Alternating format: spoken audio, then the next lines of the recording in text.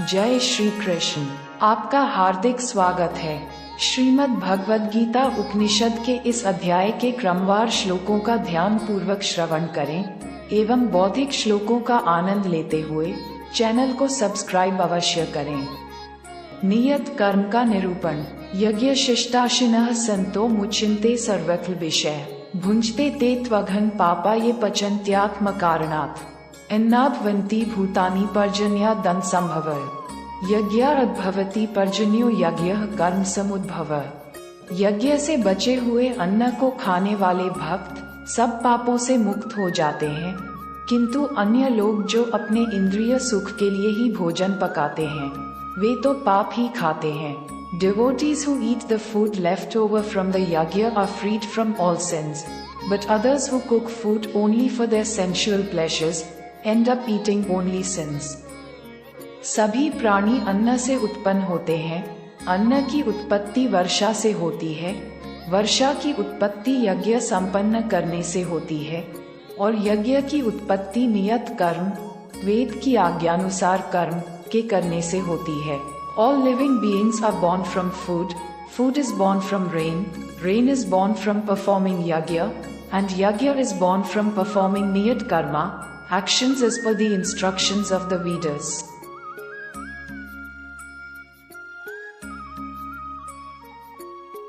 कर्म ब्रह्मो अद्भवम विद्धि ब्रह्माक्षर समुद्भवम तस्मात् सर्वगत ब्रह्म नित्यम यज्ञे प्रतिष्ठितम एवं प्रवर्तितम चक्रम नानुवर्तयति यः अघायुरिन्द्रिया रामो मोघम पार्थ स जीवति।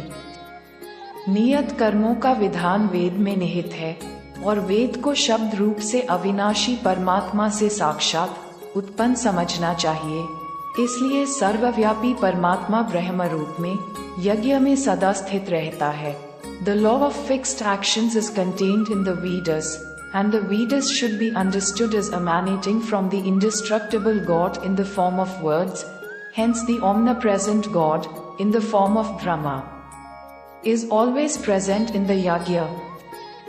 हे पृथापुत्र, जो मनुष्य जीवन में इस प्रकार वेदों द्वारा स्थापित यज्ञ चक्र नियत कर्म का अनुसरण नहीं करता है, वह निश्चय ही पापमय जीवन व्यतीत करता है।